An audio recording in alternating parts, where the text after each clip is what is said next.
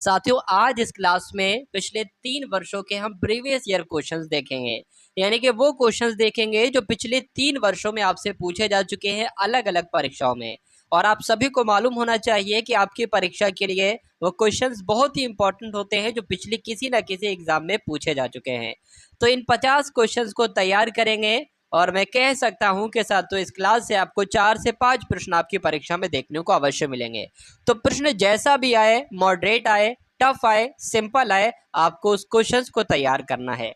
तो पहला प्रश्न आपकी स्क्रीन पर है कि प्रशासन के क्षेत्र में निम्न में से कौन सी इल्तुतमिश की देन है। तो इल्तुतमिश ने साथियों इक्तादारी व्यवस्था की थी, मुद्रा प्रणाली की भी शुरुआत की थी और सैन्य संगठन भी किया था। यानी कि आंसर आपका जो जाएगा वो ऑप्शन नंबर डी के साथ जाएगा और जिनका आंसर यहाँ पर डी है तो बिल्कुल करेक्ट है। आपसे पूछा जाए कुतुब मीनार के निर्माण का काम किसने पूरा करवाया था, तो इल्तुतमिश ने करवाया था। नेक्स्ट नंबर का क्वेश्चन है कि अकबर के शासनकाल में भारत की फारसी भाषा में, जो महाभारत है ना, ये महाभारत का फारसी भाषा में अनुवाद किया गया था अकबर के काल में। तो ये साथियों किस नाम से इसका अनुवाद किया गया था, तो रजमनामा नाम से इसका अनुवाद किया गया था।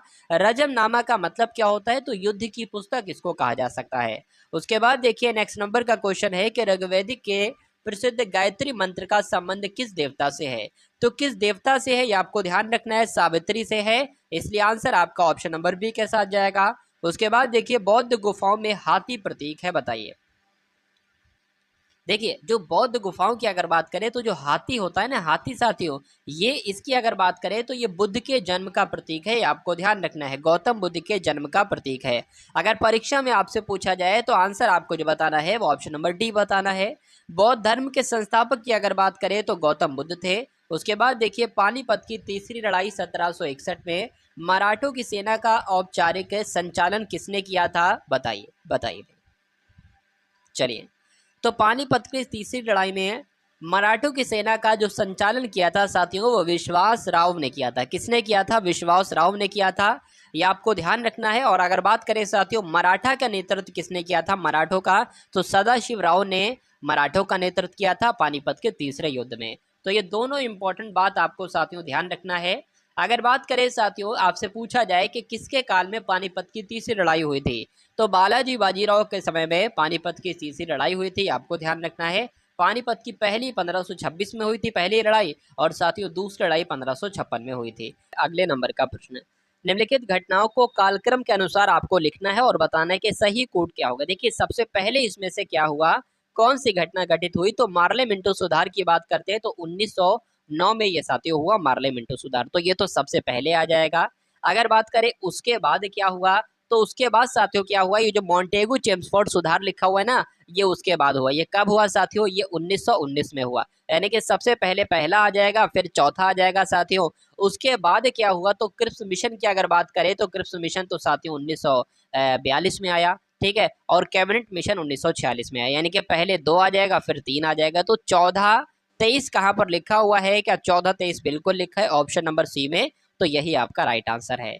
उसके बाद देखिए साथियों नेक्स्ट नंबर का क्वेश्चन आपकी स्क्रीन पर है कि संस्था और संस्थापकों के संबंध में निम्नलिखित में से कौन सा युग्म सुमेलित नहीं है। देखिए साथियों इस प्रकार के क्वेश्चंस आपकी परीक्षा में अब पूछे जाने लगे हैं, और अगर आपको सबको पछाड़कर आगे निकलना है तो इस प्रकार के क्वेश्चंस को आपको करना ही होगा, बताइए। तो कौन सा एक गलत है ये आपसे साथियों पूछा जा रहा है। देखिए थियोसॉफिकल सोसाइटी की स्थापना किसने की, तो थियोसॉफिकल सोसाइटी की स्थापना एनी बेसेंट ने की, आपको ध्यान रखना है। उसके अलावा गदर पार्टी की अगर बात करते हैं तो लाला हरदयाल ने की, बिल्कुल सही है। अगर होम रूल लीग की स्थापना करते हैं पूर्व, ठीक है, तो बाल गंगाधर तिलक ने की, ये भी बिल्कुल सही है। लेकिन इंडियन एसोसिएशन की स्थापना साथियों किसने की, आनंद मोहन बोस ने और सुरेंद्र नाथ बनर्जी ने की। इसलिए कौन सा गलत होगा, कौन सा सुमेलित नहीं होगा, तो ऑप्शन नंबर डी वाला नहीं होगा, और यही आपका राइट आंसर हो जाता है ऑप्शन नंबर डी। उसके बाद देखिए मॉन्टेगू चेम्सफोर्ड की रिपोर्ट की अगर बात करते हैं तो इसकी रिपोर्ट साथियों भारतीय परिषद अधिनियम 1909 का आधार बनी नहीं, भारतीय परिषद अधिनियम 1919 का आधार बनी, तो बिल्कुल सही, यानी कि आंसर आपका जो जाएगा वो ऑप्शन नंबर बी के साथ जाएगा। भारत विभाजन का बाल्कन प्लान उपज था, किसकी उपज था, ये आपसे पूछा जा रहा है साथियों, तो लॉर्ड माउंटबेटन के मस्तिष्क का उपज था, ये आपको ध्यान रखना है। इसलिए आंसर आपका किस ऑप्शन के साथ जाएगा, तो ऑप्शन नंबर सी के साथ जाएगा, और जिनका आंसर यहाँ पर सी है तो बिल्कुल करेक्ट है। चलिए अब उसके बाद देखिए नेक्स्ट नंबर का प्रश्न 10वें नंबर का प्रश्न है कि स्वतंत्रता के समय कांग्रेस के अध्यक्ष कौन थे। तो स्वतंत्रता के समय कांग्रेस के अध्यक्ष साथियों जेबी कृपलानी थे। कौन थे? जेबी कृपलानी थे। इसलिए आंसर आपका ऑप्शन नंबर सी के साथ जाएगा। कांग्रेस के पहले मुस्लिम अध्यक्ष कौन थे? तो बदरुद्दीन तैयब थे। नंदा देवी चोटी की अगर बात करते हैं साथियों तो किसका भाग है बताने की कोशिश कीजिए। तो नंदा देवी चोटी कुमायूं हिमालय का भाग है। इसलिए आंसर आपका जो जाएगा वो ऑप्शन नंबर बी के साथ जाएगा, ये आपको ध्यान रखना है। उसके बाद देखिए नेक्स्ट नंबर का क्वेश्चन है कि कृषि उत्पादों की आपूर्ति लोचदार है, बेलोचदार है, पूर्ण लोचदार है या पूर्ण बेलोचदार है। तो इस क्वेश्चन का साथियों राइट आंसर आपका क्या हो सकता है बताने की कोशिश करेंगे, बताइए। चलिए, तो यहाँ पर आप लोग ध्यान रखेंगे कृषि उत्पादों की आपूर्ति साथियों बेलोचदार है, तो आंसर आपका ऑप्शन नंबर बी हो जाता है। नीली क्रांति साथियों किससे संबंधित है आपसे पूछा जा रहा है। देखिए अगर आपसे पूछ लिया जाए कि हरित क्रांति किससे संबंधित है तो इसका संबंध कृषि से है, और नीली क्रांति का संबंध किससे है तो मत्स्य उद्योग से है। उसके बाद देखिए इंडियन ऑयल कॉरपोरेशन का सबसे बड़ा रिफाइनरी कहाँ पर स्थित है। तो साथियों कहाँ पर स्थित है आप लोग ध्यान रखेंगे, पारादीप में स्थित है। इसलिए आंसर अगर आपका है ऑप्शन नंबर ए तो बिल्कुल करेक्ट है। चलिए, अब उसके बाद देखिए साथियों नेक्स्ट नंबर का क्वेश्चन आपकी स्क्रीन पर है। अगर आपसे पूछे पारादीप कहाँ पर है, पारादीप तो कहाँ पर है, ओडिशा में स्थित है। उसके बाद देखिए निम्नलिखित में से कौन सी फसल खरीफ की नहीं है। तो कौन सी फसल साथियों खरीफ की नहीं है बताने की कोशिश करेंगे, बताइए। तो यहाँ पर ऑप्शन नंबर डी में जो लिखा हुआ है मसूर, ये साथियों खरीफ की फसल नहीं है। इसलिए आंसर आपका किस ऑप्शन के साथ जाएगा तो ऑप्शन नंबर डी के साथ जाएगा, और जिनका आंसर यहाँ पर डी है तो बिल्कुल करेक्ट है। चलिए, उसके बाद देखिए नेक्स्ट नंबर का क्वेश्चन है कि केंद्रीय सांख्यिकी संगठन यानी कि सेंट्रल स्टैटिकल ऑर्गेनाइजेशन के द्वारा पहला देशव्यापी आर्थिक सर्वेक्षण कब कराया गया था। तो साथियों कब कराया गया था, 1951 में कराया गया था। आंसर आपका जो जाएगा वो ऑप्शन नंबर सी के साथ जाएगा। उसके बाद देखिए वर्ष 2011 की जनगणना के अनुसार निम्नलिखित में से किस राज्य में बालक बालिका अनुपात सबसे कम था। तो बालक बालिका अनुपात साथियों सबसे कम था तो कहाँ पर था, ये आपको ध्यान रखना है, हरियाणा में था। इसलिए जिनका आंसर यहाँ पर है ऑप्शन नंबर डी तो बिल्कुल करेक्ट हो जाता है भाई, बहुत बढ़िया, वेरी गुड क्लास। अगर बात करें हरियाणा का लिंग अनुपात कितना था तो 879 था, ये आपको ध्यान रखना है 2011 की जनगणना के अनुसार। अगर बात करें 2011 की जनगणना के अनुसार भारत में साक्षरता दर क्या थी तो 74.04% साक्षरता दर थी। उसके बाद देखिए भारत की पार्लियामेंट का उद्घाटन कब हुआ था बताइए भाई। चलिए, तो यहाँ पर अगर बात करें भारत में जो पार्लियामेंट का उद्घाटन किया गया था ये 1927 में किया गया था। तो जिनका आंसर यहाँ पर है ऑप्शन नंबर सी तो बिल्कुल करेक्ट है भाई। उसके बाद देखिए 19वें नंबर का प्रश्न है कि भारतीय संविधान के अंतर्गत निम्नलिखित में से कौन सा मूल कर्तव्य नहीं है। तो इनमें से साथियों कौन सा मौलिक कर्तव्य नहीं है ये आपसे पूछा जा रहा है, बताइए भाई। चलिए, कौन सा मौलिक कर्तव्य, ठीक है, मौलिक कर्तव्य नहीं है कौन सा है बताइए। देखिए मौलिक अधिकार नहीं बल्कि मौलिक कर्तव्य पूछा जा रहा है, कौन सा नहीं है। तो लोक चुनावों में मतदान करना ये मौलिक कर्तव्य नहीं है, ये आपको ध्यान रखना है। इसलिए आंसर आपका जो जाएगा वो ऑप्शन नंबर ए के साथ जाएगा, और जिनका आंसर यहाँ पर ए है तो बिल्कुल करेक्ट है। उसके बाद देखिए साथियों अगर बात करें मौलिक कर्तव्यों को किस देश के संविधान से लिया गया है तो रूस के संविधान से लिया गया है। उसके बाद देखिए 20वें नंबर का प्रश्न है कि धन विधेयक भारतीय संविधान के किस अनुच्छेद में परिभाषित किया गया है। तो धन विधेयक की साथियों जब हम बात करते हैं ना तो धन विधेयक कौन से अनुच्छेद में साथियों है, जल्दी से बताने की कोशिश करेंगे। तो अगर आपका आंसर अनुच्छेद 110 के साथ है तो बिल्कुल करेक्ट हो जाता है भाई, बहुत बढ़िया, वेरी गुड क्लास। चलिए, नेक्स्ट नंबर का क्वेश्चन आपकी स्क्रीन पर है कि निम्नलिखित अनुच्छेदों में से कौन सा एक राज्य सरकार को ग्राम पंचायतों को संगठित करने के लिए निर्देशित करता है, बताइए। चलिए, तो आंसर यहाँ पर आपका जो जाएगा यानी कि ग्राम पंचायत की जब भी बात आ जाए तो ग्राम पंचायत के संगठन की बात आ जाए तो अनुच्छेद 40 आपका राइट आंसर होगा, और जिनका भी आंसर यहाँ पर 40 है तो बिल्कुल करेक्ट है। नीति निर्देशक तत्व की अगर बात करते हैं तो ये भाग 4 में है, और अनुच्छेद 36 से लेकर अनुच्छेद 51 तक इसका जिक्र किया गया है। उसके बाद देखिए विटामिन और रोग के निम्नलिखित युग्मों में से कौन सा सुमेलित है। तो साथियों कौन सा सुमेलित है आपसे पूछा जा रहा है, बताने की कोशिश कीजिए, बताइए। देखिए विटामिन ए की कमी से साथियों रिकेट्स नामक रोग थोड़ी ना होता है, रतौंधी होती है। विटामिन B1 की कमी से साथियों बेरी बेरी होता है, तो ये बिल्कुल सही लग रहा है। विटामिन सी की कमी से साथियों कौन सा रोग हो जाता है, तो विटामिन सी की कमी से यहाँ पर साथियों कूट दे रखे हैं, यहाँ पर कूट दे रखे हैं। विटामिन सी की कमी से स्कर्वी नामक रोग होता है। यानी कि दूसरा और तीसरा साथियों बिल्कुल सही लग रहा है। तो जहां पर दूसरा तीसरा लिखा होगा वही आपका आंसर है, यानी कि ऑप्शन नंबर बी। उसके बाद देखिए साथियों, नेक्स्ट नंबर का क्वेश्चन आपकी स्क्रीन पर है। क्या कहता है कि इको मार्क किसी उत्पाद पर दिए गए इस प्रमाण का चिन्ह होता है कि वह उत्पाद किफ़ायती कीमत वाला है, या पर्यावरणीय दृष्टि से अनुकूल है, या नष्ट होने वाला नहीं है, या अच्छी किस्म का है। तो अगर बात करें साथियों, आपको ध्यान रखना है पर्यावरणीय दृष्टि से अनुकूल है। अगर किसी इको मार्क किसी उत्पाद पर दिए गए प्रमाणन का जो चिन्ह, इको मार्क जो चिन्ह होता है ना, इसका साथियों मतलब ये होता है कि वो उत्पाद जो है ना, ये पर्यावरणीय दृष्टि से बिल्कुल अनुकूल है।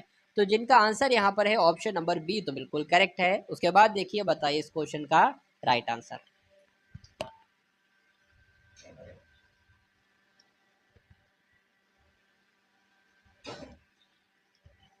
चलिए सर। तो कच्चे आम सिकुड़ जाते हैं जब लवण जल में उनका अचार बनाया जाता है। यह परिघटना किससे संबंधित है? तो साथियों, ये किससे संबंधित है? ये परासरण से संबंधित है। ये आपको ध्यान रखना है। आंसर आपका ऑप्शन नंबर ए के साथ। उसके बाद देखिए साथियों, नेक्स्ट नंबर का क्वेश्चन है कि पाई दिवस प्रतिवर्ष किस तिथि को मनाया जाता है? ये आपसे पूछा जा रहा है, तो बताने की कोशिश करेंगे आप सभी लोग। बताइए पाई दिवस साथियों कब मनाया जाता है? आपको ध्यान रखना है कि 14 मार्च को पाई दिवस मनाया जाता है, इसलिए आंसर आपका ऑप्शन नंबर बी के साथ जाएगा। उसके बाद देखिए, निम्नलिखित में से कौन उत्तर प्रदेश में नहीं है? यहाँ पर साथियों अच्छा क्वेश्चन है, तो बताने की कोशिश करेंगे। देखिए, अगर बात करें ना आप लोग, यहाँ पर सेंट्रल ड्रग रिसर्च इंस्टीट्यूट ये उत्तर प्रदेश में है। नेशनल बॉटेनिकल गार्डन्स ये भी यूपी, ऐसा भी ये भी यूपी में है। उसके अलावा बकरी अनुसंधान संस्थान ये भी यूपी में है। लेकिन नेशनल जियोलॉजिकल रिसर्च इंस्टीट्यूट साथियों यूपी में नहीं है। ये कहाँ है? ये हैदराबाद में है। इसलिए आंसर आपका जो जाएगा वो ऑप्शन नंबर डी के साथ जाएगा। ठीक है। उसके बाद देखिए, नेक्स्ट नंबर का प्रश्न है साथियों, आपको ध्यान रखना है कि शब्द टी किस खेल के साथ जुड़ा हुआ है? बताइए। चलिए, तो आपको ध्यान रखना है साथियों, ये गोल्फ के साथ जुड़ा है। टी शब्द जो है ना, ये गोल्फ के साथ जुड़ा हुआ है। इसलिए यानी कि गोल्फ खेल में टी शब्द का इस्तेमाल किया जाता है। और कौन कौन से शब्दों का इस्तेमाल साथियों गोल्फ खेल में किया जाता है? जैसे कि अगर बात करें पुट शब्द का इस्तेमाल, जो पुट हॉल शब्द है, इसका भी गोल्फ में किया जाता है। पुटिंग का भी गोल्फ में किया जाता है, और बोगी का भी गोल्फ में किया जाता है। उसके बाद देखिए, नेक्स्ट नंबर का क्वेश्चन है कि भारत में प्रत्येक वर्ष 28 फरवरी राष्ट्रीय विज्ञान दिवस के रूप में मनाया जाता है। इस दिन के बारे में आपसे पूछा जा रहा है। तो इस क्वेश्चन का राइट आंसर साथियों क्या हो सकता है? आपको ध्यान रखना है, विक्रम साराभाई का जन्म नहीं, डॉक्टर सीवी रमन का जन्म नहीं। 1928 में सीवी रमन ने वह खोज की थी जिसे बाद में रमन प्रभाव कहा गया। तो ये बात साथियों बिल्कुल सही है। यानी कि आंसर आपका जो जाएगा वो ऑप्शन नंबर सी के साथ जाएगा। इंडिया विंस फ्रीडम पुस्तक के लेखक आपसे साथियों पूछे जा रहे हैं, कौन है? तो इंडिया विंस फ्रीडम नामक पुस्तक के लेखक मौलाना अबुल कलाम आजाद हैं। ये आपको ध्यान रखना है। इसलिए आंसर आपका ऑप्शन नंबर बी के साथ जाएगा। अगर बात करें मौलाना अबुल कलाम आजाद ये कौन थे? तो ये स्वतंत्र भारत के पहले शिक्षा मंत्री थे। ठीक है। अगर आपसे पूछे कि द डिस्कवरी ऑफ इंडिया ये इन ऑटोबायोग्राफी है, ये किसकी है साथियों? तो ये पंडित जवाहरलाल नेहरू की है। ये आपको ध्यान रखना है। उसके बाद देखिए, नेक्स्ट नंबर का क्वेश्चन आपकी स्क्रीन पर है कि शंभू महाराज साथियों किससे संबंधित हैं? तो ये लखनऊ घराने से संबंधित हैं। ये पहली बात आपको ध्यान रखना है कि शंभू महाराज साथियों लखनऊ घराने से संबंधित हैं, और लखनऊ घराने के शास्त्रीय नृत्य कथक के ये नर्तक हैं। तो इसलिए आंसर आपका जो जाएगा वो किस आंसर के साथ जाएगा? शास्त्रीय नृत्य के साथ जाएगा, कथकली नहीं साथियों, कथक। ठीक है। तो जिनका जिनका आंसर यहाँ पर ऑप्शन नंबर ए है, तो बिल्कुल करेक्ट है। उसके बाद देखिए साथियों, नेक्स्ट नंबर का क्वेश्चन आपके स्क्रीन पर है कि भारत में साहित्य के क्षेत्र में श्रेष्ठ प्रदर्शन के लिए निम्नलिखित में से कौन सा पुरस्कार प्रदान किया जाता है? तो कौन सा पुरस्कार दिया जाता है साथियों? भारतीय ज्ञानपीठ पुरस्कार से नवाजा जाता है। इसलिए आंसर आपका जो जाएगा वो ऑप्शन नंबर बी के साथ जाएगा। ठीक है साथियों। चलिए, अगर बात करें अर्जुन पुरस्कार की, तो ये खेल के क्षेत्र में दिया जाता है। द्रोणाचार्य पुरस्कार की बात करें तो ये प्रशिक्षकों को दिया जाता है। किसको? ट्रेनर्स को दिया जाता है। उसके बाद देखिए, नेक्स्ट नंबर का क्वेश्चन है कि सुगम संगीत गायन शैली हैरी एक श्रृंगारिक रचना है। तो कहाँ से? बुंदेलखंड क्षेत्र से है, मिथिला से है, या ब्रज क्षेत्र से, या मगध क्षेत्र से है? बताइए। तो इस क्वेश्चन का राइट आंसर आपका जो होगा वो ब्रज से क्षेत्र से हो जाएगा। आंसर जिनका सी है, तो बिल्कुल करेक्ट है। चलिए, संयुक्त राष्ट्र जलवायु परिवर्तन सम्मेलन साथियों COP25 कहाँ पर आयोजित किया गया था? तो कहाँ पर आयोजित किया गया था? आपको ध्यान रखना है। आंसर आपका जो जाएगा वो मैड्रिड के साथ जाएगा, और जिनका आंसर यहाँ पर ऑप्शन नंबर सी है, तो बिल्कुल करेक्ट है। अगर आपसे पूछा जाए कि संयुक्त राष्ट्र जलवायु परिवर्तन सम्मेलन, ठीक है, ये COP25 कहाँ पर आयोजित किया गया था, तो मैड्रिड में आयोजित किया गया था। उसके बाद देखिए कि स्पाइसेज बोर्ड ऑफ इंडिया किस केंद्रीय मंत्रालय के अंतर्गत आता है, तो किस केंद्रीय मंत्रालय के अंतर्गत आता है, आपको ध्यान रखना है साथियों, वाणिज्य और उद्योग मंत्रालय के अंतर्गत आता है, इसलिए आंसर आपका ऑप्शन नंबर डी हो जाता है। संयुक्त राष्ट्र की नवीनतम सरकारी भाषा कौन सी है, बताइए।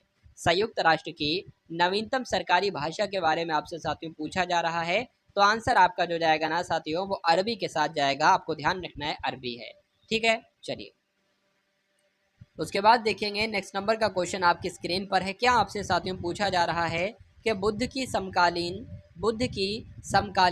निम्नलिखित में से किस महिला को सर्वसम्मति से स्त्री रत्न प्रदान किया गया था। क्या आपसे साथियों पूछा जा रहा है, बुद्ध की समकालीन निम्नलिखित में से किस महिला को सर्वसम्मति से स्त्री रत्न घोषित किया गया था। तो स्त्री रत्न साथियों घोषित, यहाँ पर थोड़ी सी टाइपिंग मिस्टेक है, तो थोड़ा सा साथियों मैनेज करेंगे। आंसर की अगर बात करते हैं ना साथियों, तो आपको ध्यान रखना है आम्रपाली। इस क्वेश्चन का राइट आंसर क्या होगा, आम्रपाली के साथ जाएगा, यानी कि बुद्ध की समकालीन आम्रपाली, इनको सर्वसम्मति से स्त्री रत्न घोषित किया गया था। अगर बात करें आम्रपाली की साथियों, तो ये लिच्छवी गणराज्य की नृत्यांगना है, ठीक है। आम्रपाली की अगर बात करते हैं, तो आम्रपाली को गौतम बुद्ध ने बौद्ध धर्म में प्रवेश दिलवाया था, ये भी आपको ध्यान रखना है। उसके बाद देखिए नेक्स्ट नंबर का क्वेश्चन आपकी स्क्रीन पर है। पूछा जा रहा है कि गुलाम का गुलाम किसे कहा जाता है, बताइए। तो गुलाम का गुलाम इल्तुतमिश को कहा जाता है, इसलिए आंसर आपका जाएगा ऑप्शन नंबर डी के साथ। तो जिनका आंसर यहाँ पर डी है तो बिल्कुल करेक्ट है।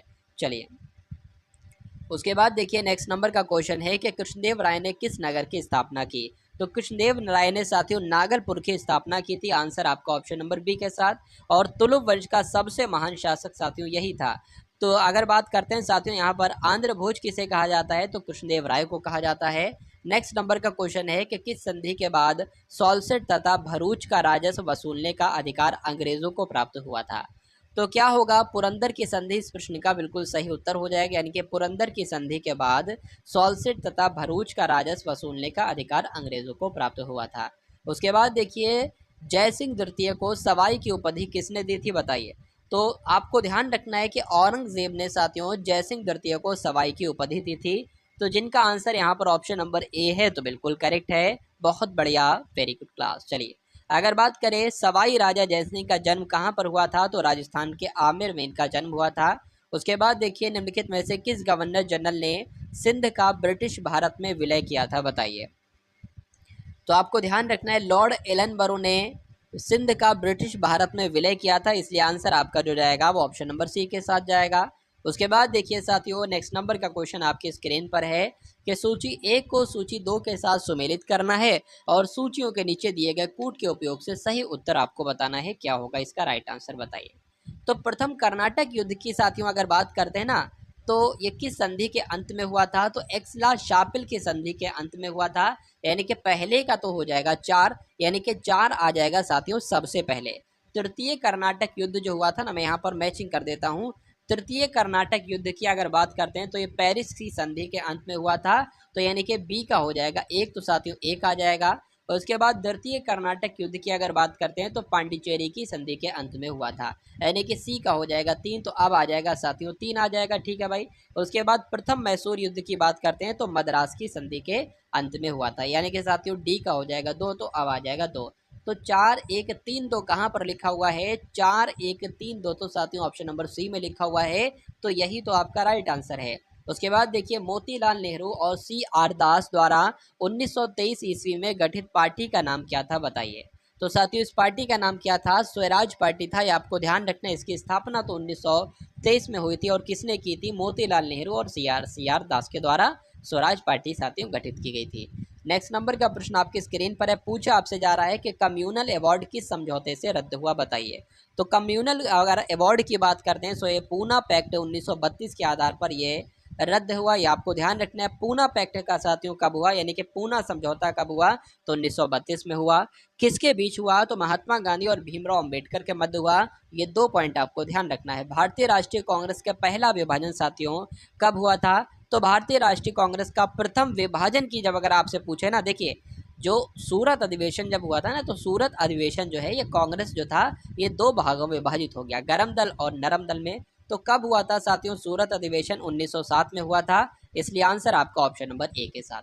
उसके बाद देखिए नेक्स्ट नंबर का क्वेश्चन है, गैस जो धान के खेत से उत्सर्जित होती है तथा भूमि के तापमान में वृद्धि करती है वह है। तो उसका राइट आंसर आपको साथियों बताना है, क्या होगा इस क्वेश्चन का राइट आंसर बताइए। चलिए,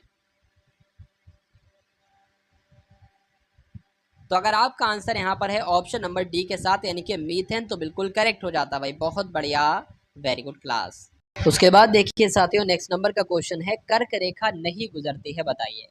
चलिए, तो इस क्वेश्चन का राइट आंसर आपका साथियों क्या होगा? अगर बात करें साथियों भारत, मैक्सिको, मिस्र तो ठीक है, लेकिन कर्क रेखा साथियों ईरान से नहीं गुजरती है, इसलिए आंसर आपका जो जाएगा साथियों वो ऑप्शन नंबर बी के साथ जाएगा। अगर बात करें साथियों कर्क रेखा कहाँ कहाँ से गुजरती है, तो मैक्सिको से, चीन से, मिस्र से, भारत है और बांग्लादेश है, और भी साथियों कुछ देश है, वहाँ वहाँ से कर्क रेखा गुजरती है।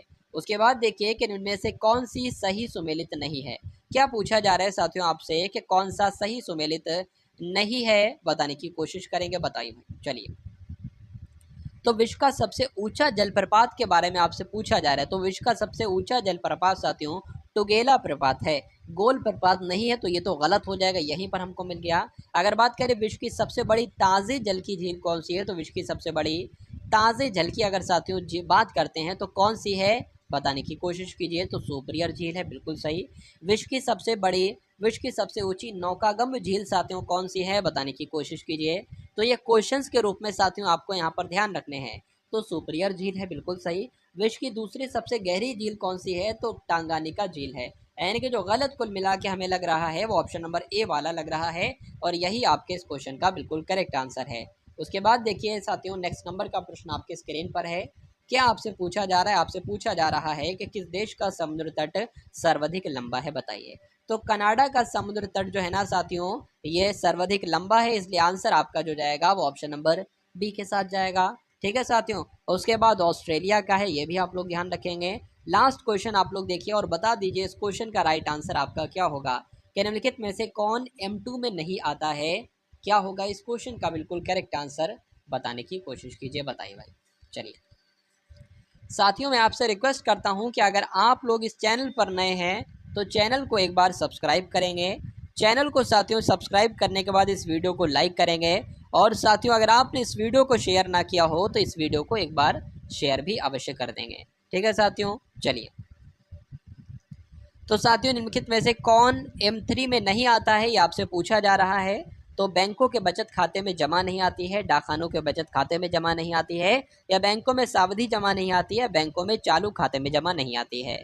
तो डाकखानों के बचत खाते में जमा M3 में नहीं आती है, नहीं आती है, तो यही आपका राइट आंसर है, ऑप्शन नंबर बी। और ये साथियों M2 कैसे लिखा हुआ है, अगर बात करें M2 कैसे लिखा हुआ साथियों, तो M तो इस प्रकार और 2 इस प्रकार छोटा सा बन के आएगा। ठीक है साथियों, जिनका आंसर यहाँ पर है ऑप्शन नंबर बी, तो बिल्कुल करेक्ट है। तो ये साथियों सामान्य ज्ञान के 50 अति महत्वपूर्ण प्रश्न। उम्मीद करता हूँ क्लास आपको पसंद आई होगी, अगर पसंद आई है तो क्लास को एक बार लाइक करके शेयर कीजिएगा। जय हिंद साथियों।